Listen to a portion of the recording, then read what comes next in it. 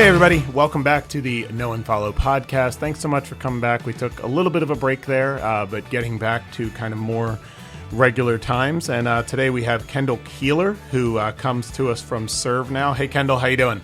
I'm doing great. It's good to be here. Yeah, absolutely. So talk a little bit about what Serve Now is, what you do with them, and also kind of your connection to GCC. Sure. Yeah, so Serve Now is a ministry that's involved in about 30 different countries currently.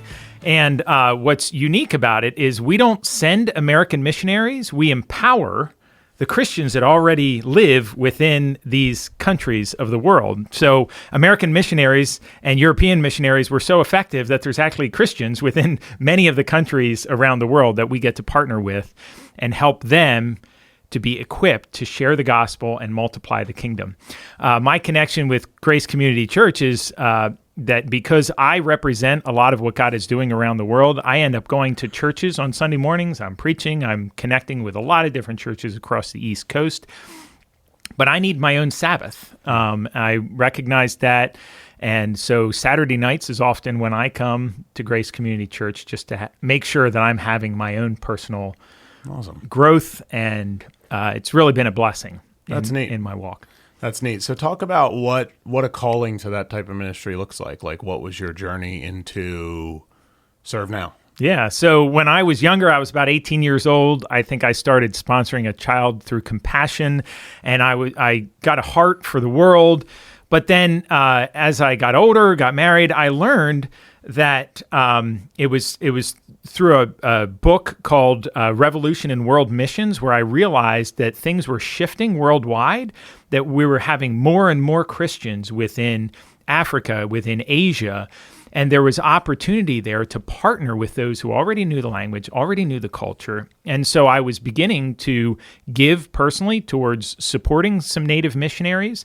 And then I heard about this particular ministry, Serve Now, and started supporting the work that they did. And they reached out to me at one point and they said they were looking for somebody to represent them on the East Coast. And I thought, well, I'm in the middle of another job right now. So I said, thank you for the offer, but no thanks. And then COVID came. And that job had wrapped up during COVID, and I reached back out and they said, we'd love to have you partner with us. So it's been an honor to represent what God's doing around the world. That's awesome. So were you a pastor, or were you? So I have been a licensed pastor for a long time, since about 2000. I was an associate pastor at a church in southern Lancaster County called Mount Vernon Church. Okay. I've driven past that. Okay. Yeah. And then I was on the elder board there and in leadership for many years. And also I worked in HR at Her Snack Foods. I worked at Black Rock Retreat. Actually, Black Rock Retreat was where I was working at the time of COVID. Yeah. And when churches shut down and the camp shut down, it was kind of like, we don't know if we can promise a job for you. So kind of everybody had to be looking for other jobs during that time period. Wow. So that's like, really, it was, I think this is a neat story because like, sometimes calling finds you a little bit, you know what I mean? And I think sometimes we mystify it and say like, we have to have these kind of burning bush moments, but you know, this was just like your passions aligned with kind of what an offer was. And you know, you had the opportunity to have that conversation. That's awesome. So talk about what Serve Now is up to kind of these days. I mean, you're up to a number of things, but I think a project that you're really focusing on is this translation work. So I guess talk about, like, before we get into kind of what you guys are doing to solve the problem, let's talk about the problem, right? So why do we need to translate? Because I think maybe people assume, well, it's like TV shows, like everything I read in the Bible is probably available in 30 some odd languages. Right. Yeah. So the translation work that we do is not translating the Bible. There's quite a few organizations that are doing that and doing that very well. Right. But one of the things that many Americans don't realize is that access to Christian material around the world, especially in developing countries, is very, very sparse. Right. And so if folks who are listening could just imagine that the books that developed you, the Christian materials that you've had access to, the Sunday school classes material and all that, you don't have any access to them.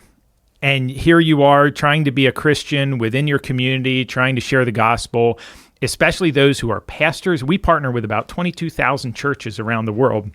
And most of these pastors don't have their own biblical training, so we provide a series of basic discipleship material that has about 40% scripture in it, but we give it in small doses.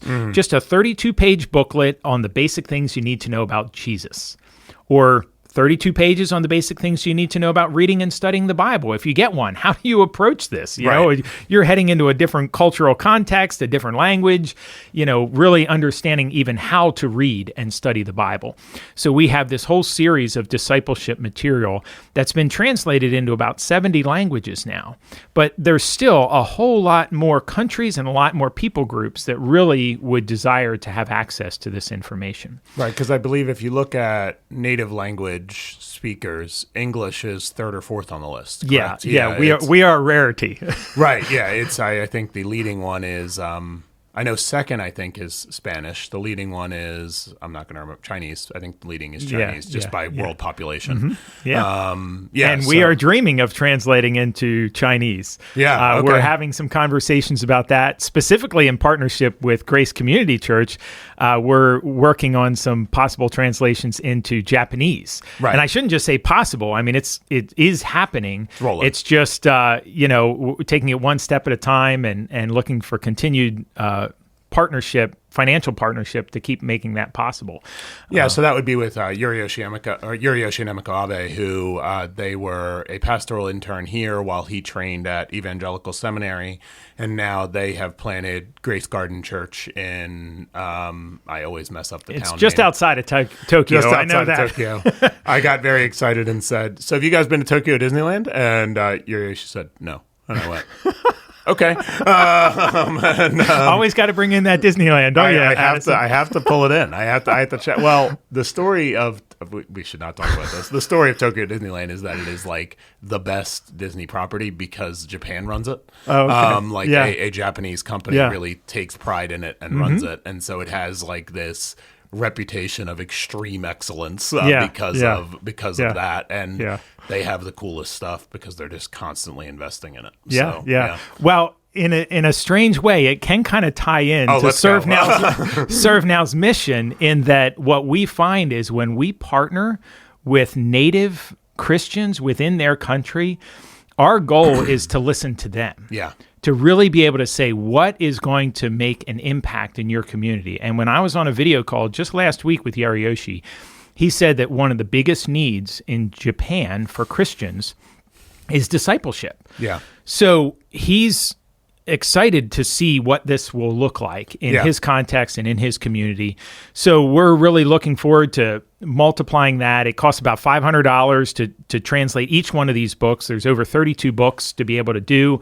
And so we'll see how far we can get with this, one step at a time. So $500 for a 32-page book, so it's just under $20 a page. Is that something like that? And that's a combination of everybody working together to get that translation work done. Right, and once it's translated, it can be copied in infinity. Right? Yeah, it can be.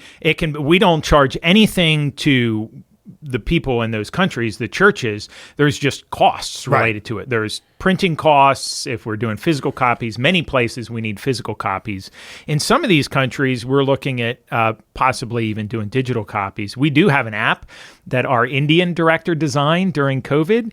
And so even those who may be listening here in the U.S., or if you have connections with people that speak other languages, our app is a free download. People can access the translations that we've been able to upload on that app, and you can share them with friends or family that might have a native, their heart language is other than English. Yeah, I when we were talking off camera, I think you kind of opened my eyes to something of just the idea of discipleship material not being in a heart language or even like a heart culture. And I thought about my shelf of books that's behind me right now and how many of them will explain something, or think about when you've heard in a sermon somebody say, what this is like is even so Parable of the Good, not Parable of the Good Samaritan. Parable of the Good Samaritan. Yeah.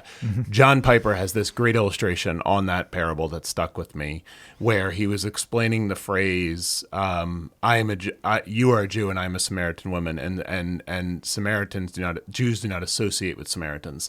And John Piper talked the woman about at the well. Oh, yeah, sorry, the woman at the well. You're right. Yeah, not the Good Samaritan. I knew I messed up. So woman at the well. And then the way John Piper explained it is he said the word here is used the same. And his illustration was, this is basically the Jim Crow South. Like he's saying we don't use the same water fountain as you. And that captures kind of but like really beautiful illustration, really landed for really made me understand the verse. But like, we have decades of people drawing from either English or, European, Western, thought patterns to reference to things like that.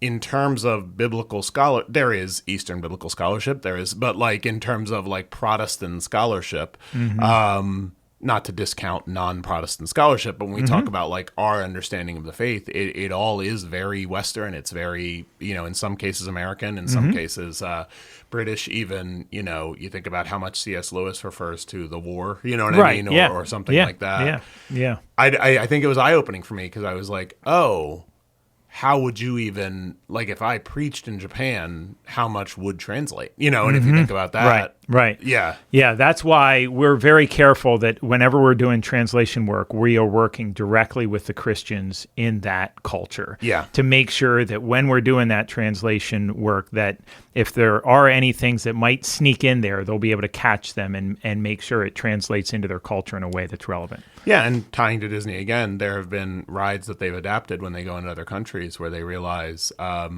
they don't really have a concept of a haunted house. And you know what I mean? Right, so they'll have to watch like references like that to move them into other cultures. But, No, it's interesting.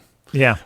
So talk a little bit about, we talked about Yuriyoshi, we talked about kind of that effort there, where that is headed. I think we've kind of covered just about everything. But believe it or not, the rabbit hole goes even deeper. Let's go. So another connection to Grace Community Church is that about 2 years ago, we did a water project for VBS. I remember this. Yeah, my kids were psyched about this. Yeah. Well, and so one of the things that we do as we partner with these churches is we start with providing basic discipleship material, but then we want to equip them.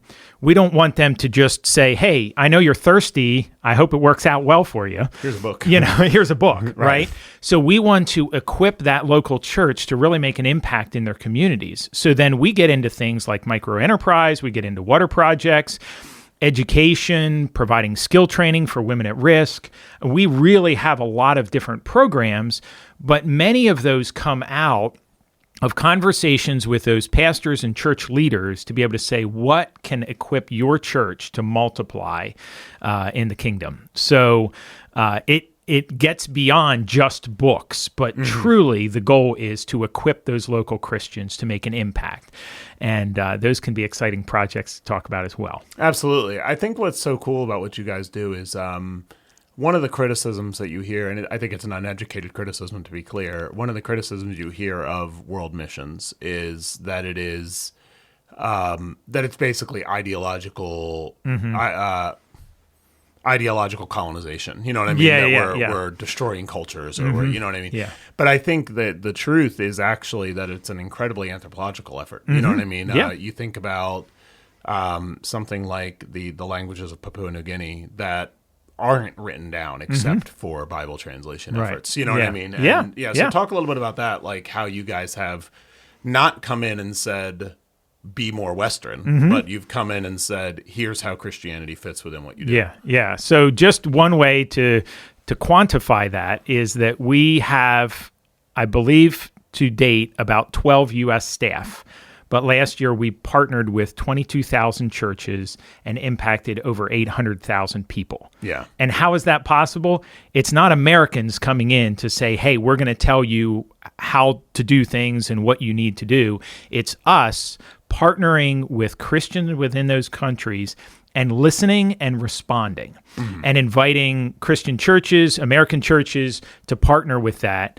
And it's a beautiful thing to see what happens. I mean, sometimes I feel like I'm riding a wave. Right. I was in Uganda, and like I was surrounded by Ugandan Christians, so many that I was like, I don't know, this is getting bigger than I can personally even handle, which is a beautiful thing. Yeah.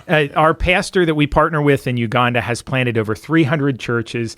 Every December, he has a gathering of about 1,000 pastors. His vision is to give out bicycles to 1 million pastors in Uganda. Wow. And just because they can travel anywhere they need to at that point. It's like when we were handing out bicycles in Uganda, they were so excited. You would have thought somebody bought him a car. Right. But if you're walking everywhere and suddenly you're given wheels, you're saying, this is not only a blessing to me, I can go to villages I couldn't go to before, but my wife can come along with me and my kids and the chicken on the back. It's like they are equipped in a way that is hard for us to even imagine. Wow. So it's beautiful to see what that looks like, what that partnership looks like in each country that we work in. That's awesome. Well, Kendall, thanks so much for coming in, talking about what you guys do with Serve Now. Appreciate it a lot. Anything we didn't cover? Just you can be praying for Christians around the world. You can financially partner, but God is doing amazing things around the world. And I would say that the biggest thing that I've experienced in partnering with Christians around the world is it really gives us perspective in our own world to be grateful and thankful for what we have. And to realize, what a blessing it is to partner with brothers and sisters around the world. And don't underestimate the impact we can make through just giving the bread and the fish that we have, you know? Yeah. And God can multiply that. That's so good. Well, thanks, man. I appreciate your time. And we'll talk again soon. Sounds good. Thanks for listening to this episode of the Know and Follow podcast. This podcast is a production of Grace Community Church of Willow Street, located at 212 Peach Bottom Road in Willow Street, Pennsylvania. If you're looking for a place to worship, we'd love to have you join us. Our services are Saturdays at 6 p.m., Sundays at 8, 9:15, and 11 a.m. This podcast is hosted, produced, and edited by Pastor Addison Roberts, the digital pastor of Grace Community Church. You can learn more about our church at gccws.net. Our theme music is Only the Brave Run Wild by Sounds Like Sander. If you enjoyed this episode, be sure to subscribe, leave a review, and share it with a friend. Thanks for listening, and we'll see you next time.